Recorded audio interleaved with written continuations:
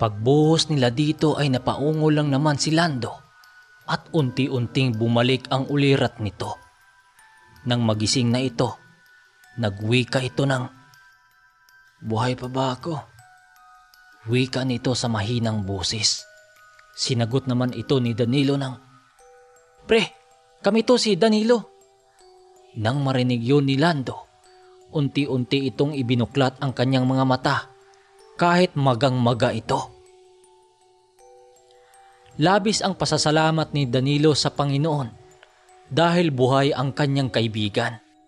Akala pa nila noon ay patay na ito. Gawa ng maging sa mukha nito ay nagtamo iyon ng malalalim na sugat.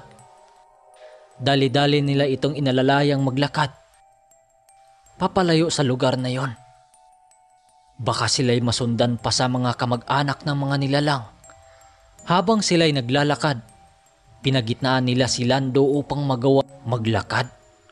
Si Manong Arsenio noon ang nagmamasid sa paligid gawa ng baka mayroon pang nakasunod sa kanila na mga demonyo. Makalipas ang ilang oras, nakarating na nga sila sa bahay ni Danilo. Galit na galit noon si Manong Lino sa sinapit ni Lando sa kanilang lakad, pati na rin ang kanyang ina. Pinagalitan si Danilo gawa ng kung hindi sila pumunta sa kabilang baryo, hindi yon mangyayari sa kanila. "Okay lang yan, Manong Lino. Buhay pa naman ako. Pasalamat ako kay Danilo gawa ng nagawa niyang mapatay yung matandang aswang." Wika ni Lando dito kahit hinang-hinana. "Anak, itigil niyo na kaya yung pagsasabong niyo. Tingnan niyo, halos hindi makilala ang pagmumukha ng kaibigan mo." Wika ng ina ni Danilo. Nagpakulo iyon ng mga dahon-dahon upang ipampunas sa mga sugat ni Lando. Nakatingin lang naman sila Danilo sa pinaggagawa ng kanyang ina. Maya-maya pa ay nagwika ang kanyang ina ng, "Lino, kunin mo nga yung mga kandila sa altar, dali." Nagtaka naman sila Buning sa sinabi ng ina ni Danilo. Gawa ng ano na namang gagawin nito sa kandila. Nang makuha na niya ang mga kandila, dali-dali nitong ipinalibot kay Lando at sinindihan. Bali 7 kandila iyon na mga kulay pula. Maya-maya pa ay nasipat nila na nag-uusal ang ina ni Danilo at sabay hawak nito sa ulo ni Lando. Nagtaka naman sila Buning sa pinaggagawa ng ina ni Danilo dahil una nila itong nakitang nanggagamot. Tama kayo sa inyong narinig. Dating manggagamot ang ina ni Danilo. Maya-maya pa ay nagwika ito ng, "Pasalamat kayo hindi tinaniman ng lason itong kaibigan mo. Kung nagkataong malakas na uring aswang ang inyong nakaharap, siguradong binaunan kayo ng yanggaw."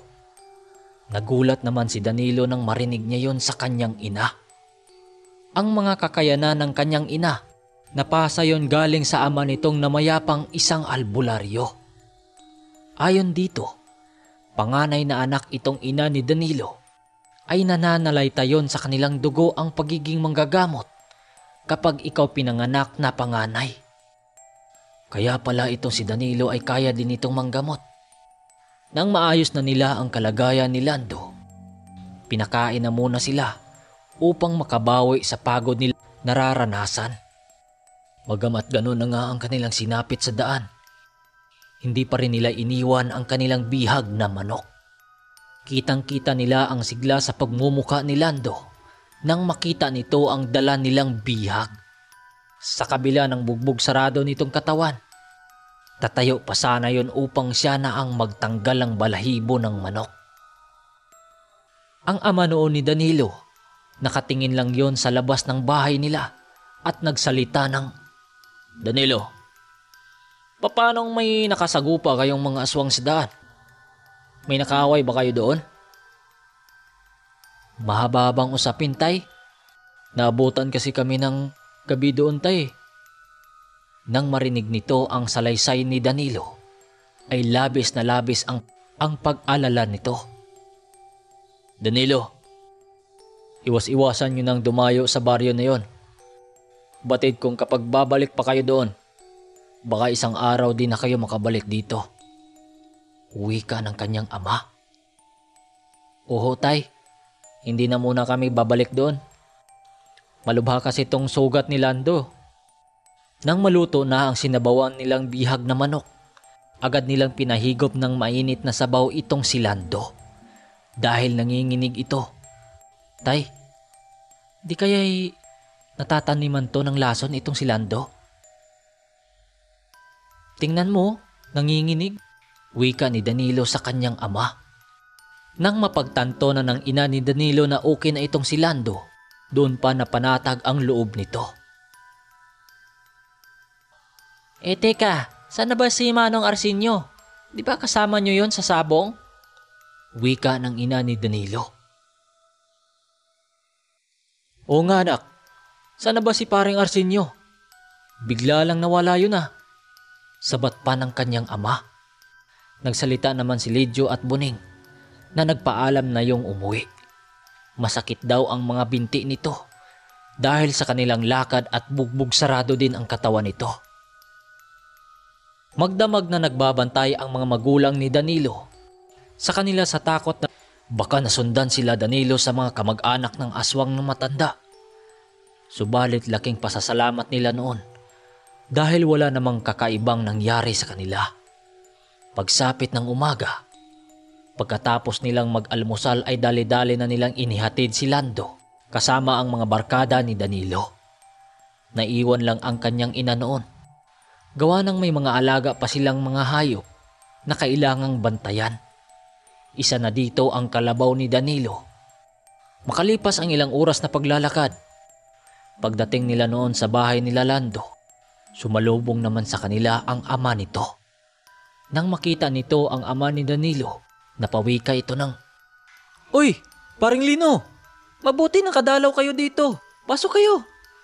Subalit nang makita nito ang pagmumukha ni Lando, napatigil yun at nagsalita ng, "Oh Lando, anong nangyayari sa katawan mo? Ba't puro sugat yan?" Wika ng ama ni Lando. Agad namang nagpaliwanag si Danilo dito dahil kitang-kita nila sa pagmumukha nito ang pagkabahala nito.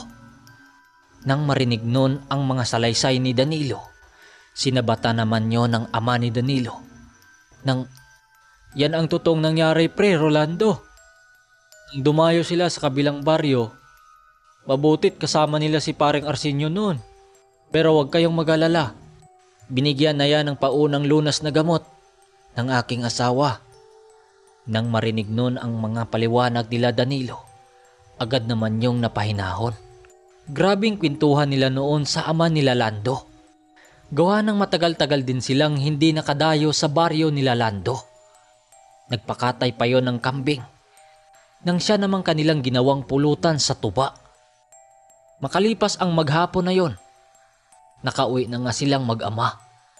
Sila Buning at Lidjo noon, umuwi na rin yon sa kanya-kanya nilang mga bahay. Ayon dito, hindi na muna sila magsasabong dahil sa sinapit ni Lando.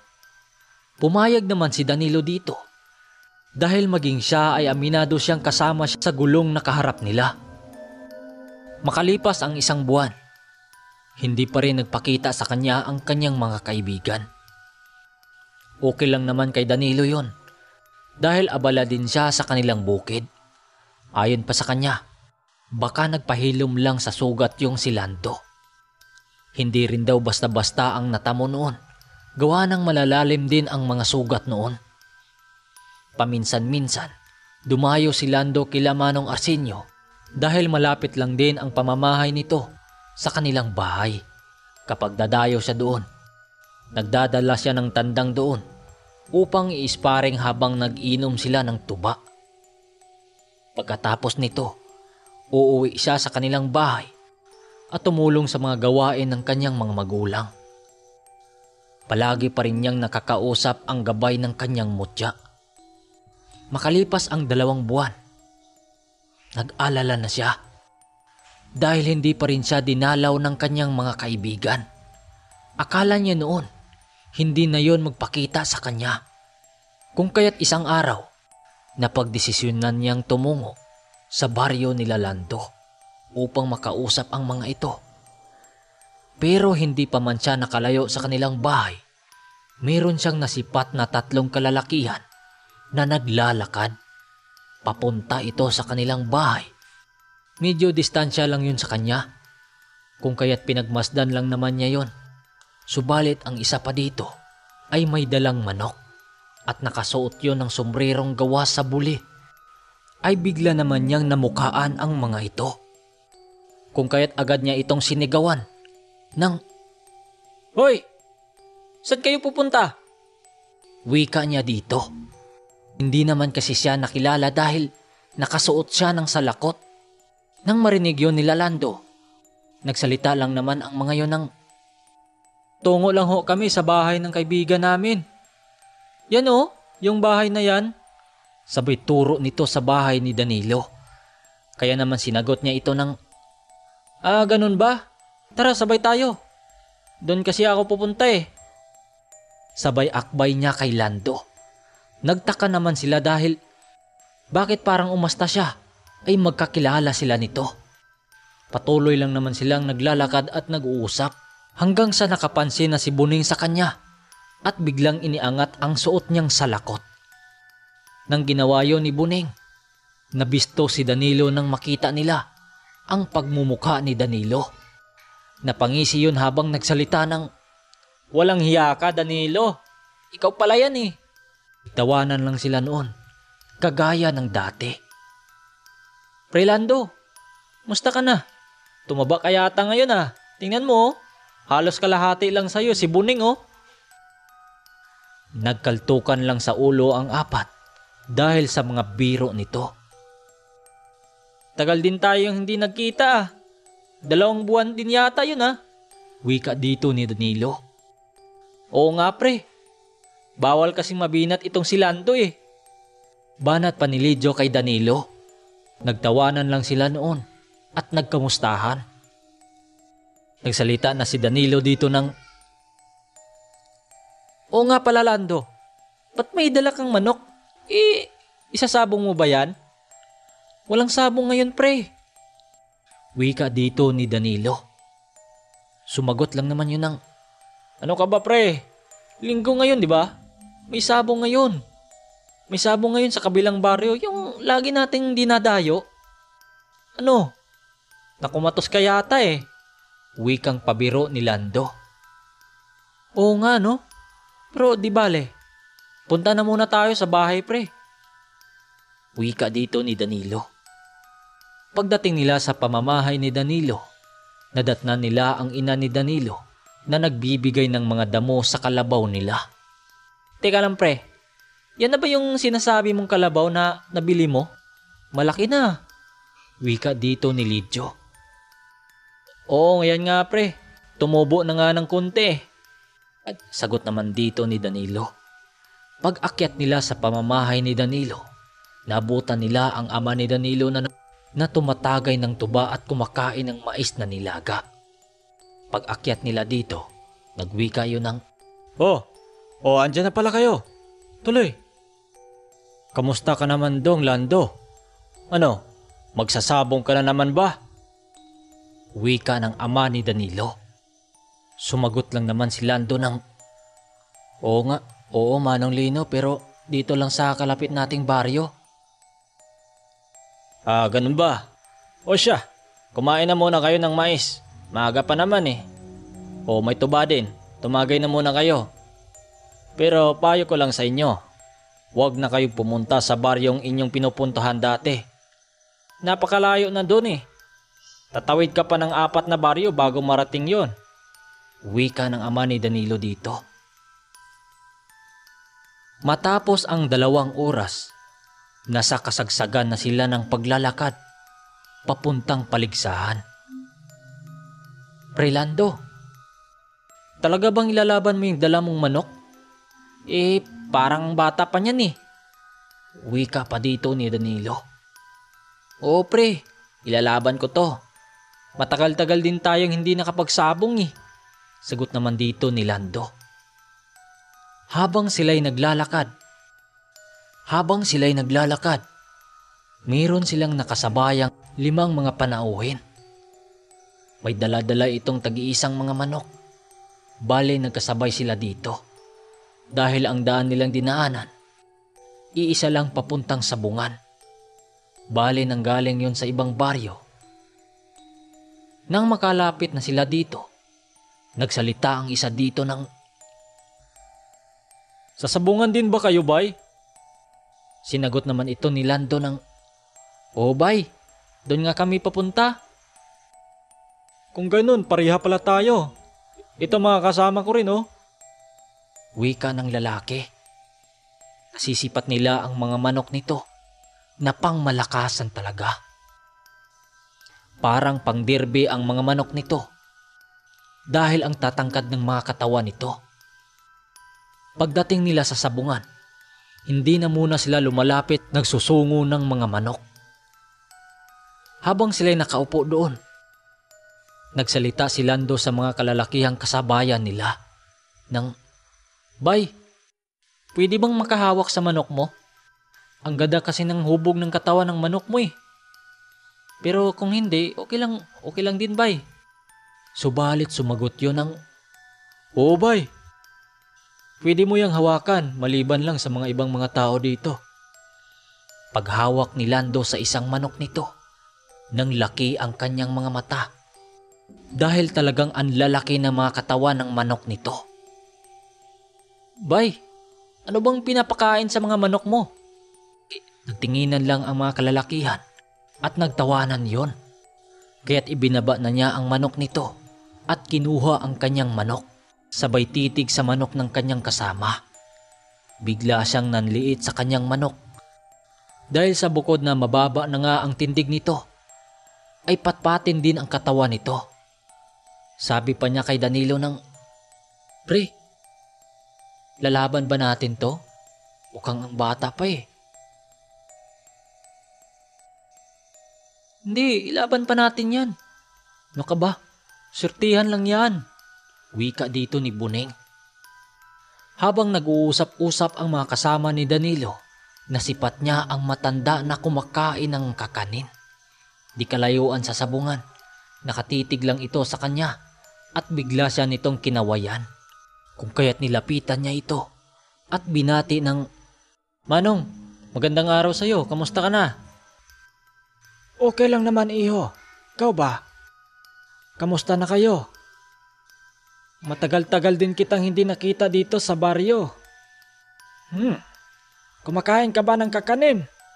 Luto ko yan. Wika ng matanda. "Hindi na muna, Manong. Busog pa kasi ako eh." Ah, ganun ba? Ito, suman. Nang makita niya yun, napangisi lang naman siya dahil paborito niya ang suma na gawa sa kamuting kahoy. Kung kaya tinanggap niya ito at tinabihan ang matanda sa pagkain. Habang sila'y nakaupo, napatanong si Danilo sa matanda ng kung bakit hindi ito nagsusugal.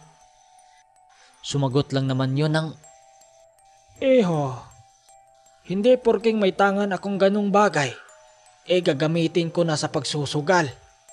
Kapag sa oras na ginagamit ko ito sa sugal, mawawalan ito ng bisa. Kaya nga labis akong nagpapasalamat sa iyo nung nakita kita. Dahil gagana lang to kung iba ang pupusta. Siyempre kung ayon sa iyo na balatuhan mo ko. Ganun ba, Manong? O siya, batid kong hinahanap ka na ng mga kasamahan mo. Kung ready ka na, balikan mo lang ako dito mamaya ha, dito. Wika ng matanda. Kung kaya't nagpaalam na siya dito at umalis papunta kila Lando. Pagbalik niya ni Lando, naabutan niya ang kanyang mga kasama na nakikinuod sa manok ng kanilang nakasabayan na kinabitan ng bulang. "Pre, yun ba yung manok na nakasabayan nating mga tao kanina?" "Oo pre, makakalaban nila si Tandang Ingrasyo, yung nakatira sa bandang sapa." Wika dito ni Lando. Subalit bigla siyang napalingon sa kanyang likuran nang may nagsalita ng, Kasama mo ba yung mga yan, iho? Paglingon niya ay si Tandang Carpio. "O Manong, andyan ka pala." Nakasabayan lang namin yan, Manong." Sagot dito ni Danilo. "Danilo, halika, doon tayo sa malaking bato. Nonood lang tayo sa laban." Kung kaya't kaagad siyang nagpaalam sa kanyang mga kasama na agad naman siya nitong pinayagan. Nang makaakyat na sila sa malaking bato, nagwiwika ang matanda ng, "O Iho, handa ka na ba sa ating pinag-uusapan?" Nang marinig niya yon, sumagot naman siya ng, "Oo ba, Manong? Ikaw pa? Teka, bibili na muna ako ng mainom upang para naman masarap yung kwentuhan natin." Ngumisi lang naman ang matanda at sumagot ng, "Ikaw bahala. Basta wala pa akong budget sa ngayon ha." Nang makabalik na siya sa pinag-uupuan ng matanda, bigla naman siyang tinanong ng matanda ng, "Danilo, di ba yan yung mga taong nakasabayan nyo kanina? Yung nasa ruweda?" "Oo, Manong, bakit?" "Nako, sa dami-dami nilang kalabanin ay manok pa ni Ingrasio. Batikang mananabong yan, Iho. Batikang mananabong yan, Iho, sa kabilang baryo. Pero dito sa baryo na ito, minsan lang yung nagsasabong dito. Pero sa kabilang baryo, kinakatakutan yung mga manok niyan. O siya, para maniwala ka, sumilip ka sa butas ng kahoy nitong daladala ko." Napangisi lang naman si Danilo dahil nakita na niya ito. Noong una pa siyang nagkita ng matanda. Habang nagpakalaskasan ang dalawang panig, dahan-dahan namang sinilip ni Danilo ang butas ng kahoy. Nang laki ang kanyang mga mata, gawa nang nakita na naman niya ang manok ng kanilang nakasabayan na wala yung ulo. Sa pagkakataon na ito, nagsalita ang matanda ng, "Ano, Iho? Nakita mo na ba ang manok na walang ulo?" Napatitig lang naman si Danilo sa mga sinabi ng matanda at nagsalita ng, "Nakita ko nga, Manong." "Oh, ano? Pupusta ka ba sa kalaban o sa nakasabayan mo?" Wika ng matanda. Nagdadalawang isip pa siya noon dahil minsan na rin niya itong nakasama sa daan. "Naiintindihan kita, Iho. Pero sa usapang sugal, doon ka na sa panalo." Wika ng matanda. Kung kaya't walang ano-ano ay bumaba siya ng bato at lumapit sa mga taong nagkumpulan. Sakto naman doon na mayroong nag-aalok ng meron dahil maganda nga ang manok ng kanyang nakasabayan. Pero doon siya pumusta sa manok ni Ingrasio dahil yun ang nakita niyang panalo.